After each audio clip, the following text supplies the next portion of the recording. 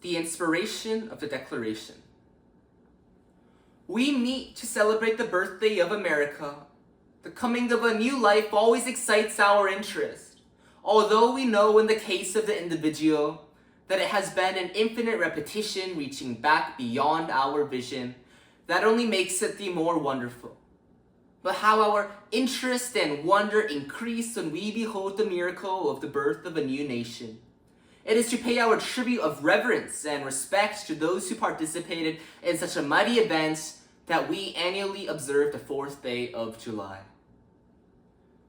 It is not so much then for the purpose of undertaking to proclaim new theories and principles that this annual celebration is maintained, but rather to reaffirm and reestablish those old theories and principles which time and the unerring logic of events have demonstrated to be sound.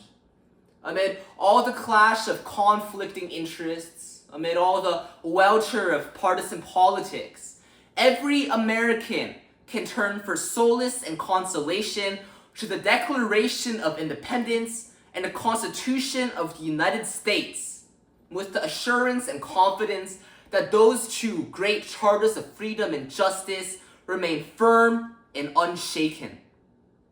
Whatever perils appear, whatever dangers threaten, the nation remains secure in the knowledge that the ultimate application of the law of the land will provide an adequate defense and protection. This obedience of the delegates to the wishes of their constituents, which in some cases caused them to modify their previous positions, is a matter of great significance. It reveals an orderly process of government in the first place, but more than that, it demonstrates that the Declaration of Independence was the result of the seasoned and deliberate thought of the dominant portion of the people of the colonies. Governments do not make ideals, but ideals make governments. This is both historically and logically true. Of course, the government can help to sustain ideals and create institutions through which they can be the better observed. But their source by their very nature is in the people. The people have to bear their own responsibilities. There is no method by which that burden can be shifted to the government. It is not the enactment, but the observance of laws that creates the character of a nation. About the Declaration, there is a finality that is exceedingly restful.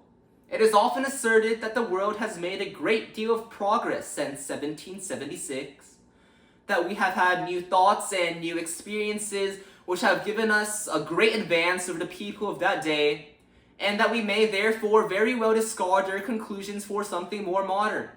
But that reasoning cannot be applied to this great charter. If all men are created equal, that is final.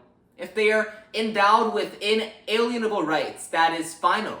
If governments derive their just powers from the consent of the governed, that is final. No advance, no progress can be made beyond these propositions. If anyone wishes to deny their truth or their soundness, the only direction in which he can proceed historically is not forward, but backwards toward a time when there was no equality, no rights of the individual, no rule of the people.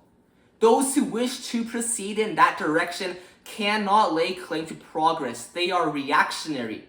Their ideas are not more modern but more ancient than those of the Revolutionary Fathers. The rights of the individual are held sacred and protected by constitutional guarantees which even the government itself is bound not to violate. If there is any one thing among us that is established beyond question, it is self-government, the rights of the people to rule. If there is any failure in respect to any of these principles, it is because there is a failure on the parts of the individuals to observe them. We live in an age of science and of abounding accumulation of material things. These did not create our declaration. Our declaration created them. The things of the spirit come first. Unless we cling to that, all our material prosperity, overwhelming though it may appear, will turn to a barren scepter in our grasp. If we are to maintain the great heritage which has been bequeathed to us, we must be like-minded as the fathers who created it. The Declaration of Independence.